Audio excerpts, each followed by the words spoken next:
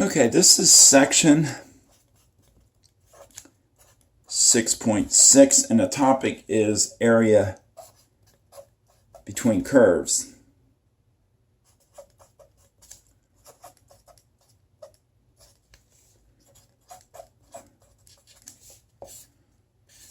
And the idea is we're going to again use the antiderivative to find area.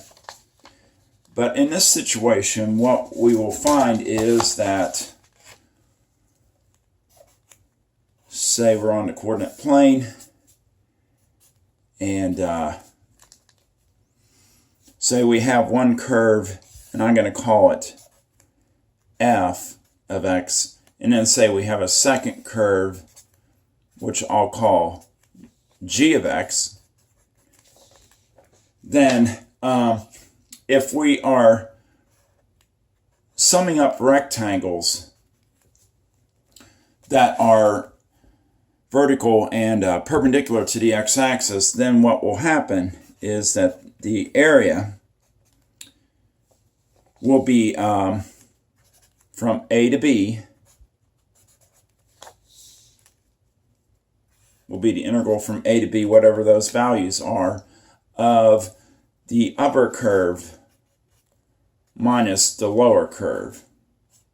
And our rectangle tells us that if you have vertical rectangles, then you will go the upper curve minus the lower curve, and then if your rectangles are horizontal, then you'll take the outer minus the inner. So let's look at a situation where we are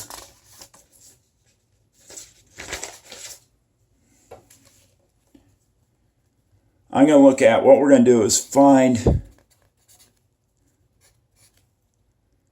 the area between, and I'm going to give the two curves f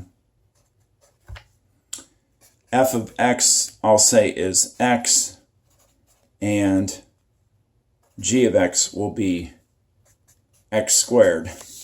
Now those may not match up with the formula I just gave you, so what we'll do is we'll take whatever the upper curve is and whatever the lower curve is.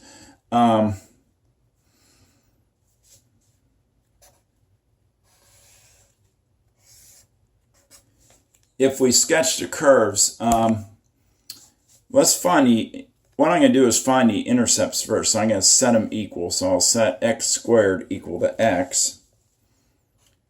And if I move the x over and set that equal to 0, so if x squared minus x is equal to 0, then I can factor out an x. If I do that, I get x minus 1. And my two intercepts are at 0 and 1. And if I plug in, just to see what that point would be, well, 1 squared would just be 1. If I plugged into this function, if I plug in f of x, it's just going to be 1. So this is the point 1, 1. Well, we know that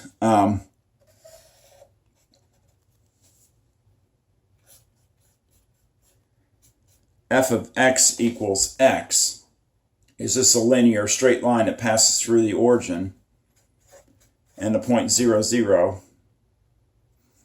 And has a slope of 1. And then, of course, x squared is a parabola that opens up.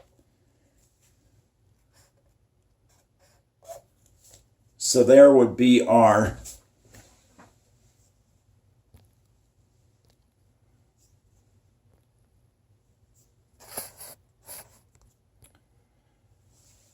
rectangles. They would be vertical. And our sketch would go from 1, 1, and then my curve would continue up that way. But this is going to actually be the upper curve. It's going to be x. The lower curve is actually going to be x squared. I know that's reverse what I had in the formula, but really your functions can be any. I called them f and g, but they got switched this time. So you always take the upper one minus the lower one. So if you're wondering why I do f of x minus g of x, that's why.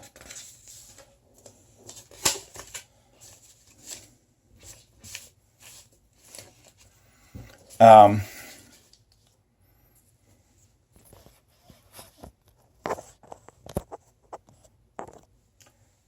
so we're going to set up the integral. So the area will be from 0 to 1 of the upper curve, which is x, minus the lower curve, which is x squared, dx. And by the way, when we do this, this is our height, and dx is our thickness of a rectangle. Now, even when we do the area under just a single curve, but that dx always represents the thickness of your rectangles or width. So if I take the antiderivative, it will be the antiderivative of x is 1/2 x squared, and then the antiderivative of x squared is 1/3 x cubed, and I carry my limits, which are 0 and 1. And then if I plug in, let's see, 1/2 times 1 squared minus 1/3 times 1 cubed minus, and that result will just be 0.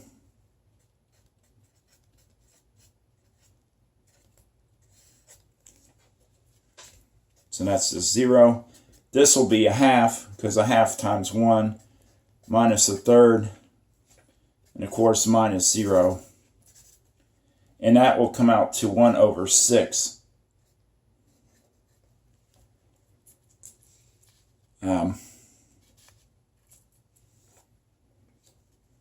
Is my area.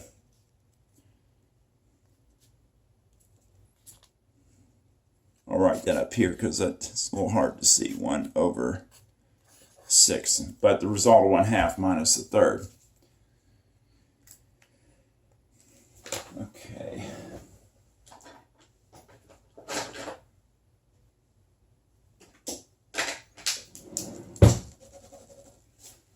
Okay, next example.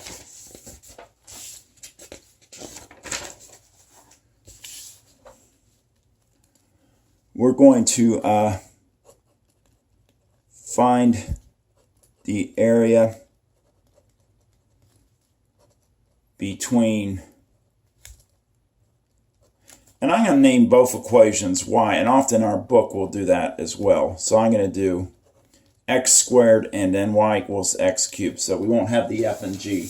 And we'll go strictly again by our graph, which one's higher and which one's lower.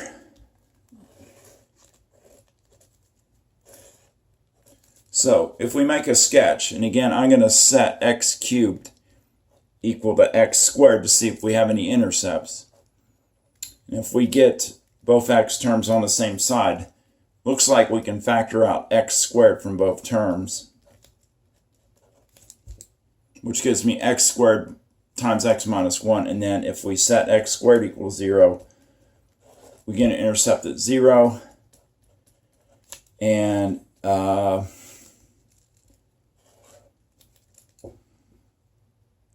1 at 1.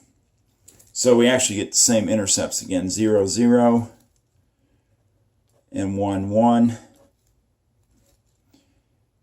And what happens is I get two curves. The question one is which one's lower? Well, if you plug numbers in, like if you plug in 0.5, because this often tricks people. But if you do 0.5 squared as opposed to 0.5 cubed, just comparing the two, you'll see that the cube is less. Now, of course, once you get larger than 1, the cube is definitely going to be larger than the square. But when you're between 0 and 1, interestingly enough, the cube is smaller than the square. So what happens is you get two curves.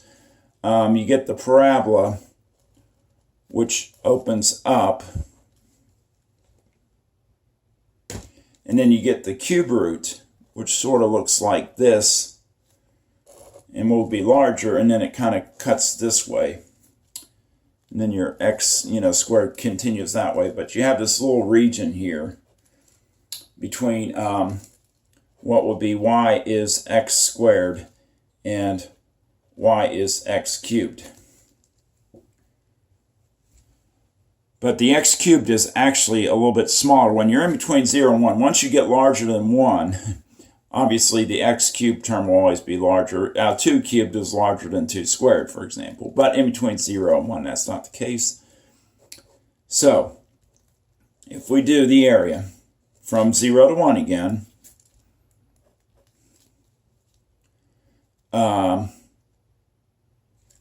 we'll do the upper curve, which is x squared, minus the lower curve, which is x cubed, dx.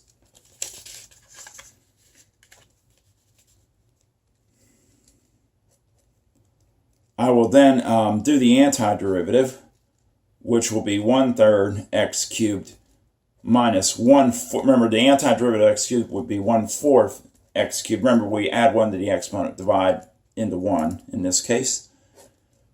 Carry your exponent, or your limits. And when you plug this in, you'll get 1/3 plugging in the upper limit. We get 1/3 times 1 cubed minus 1/4 times 1 to the 4th. And then, of course, when we plug in 0, it's just 0. So we get 1/3 minus 1/4 minus 0.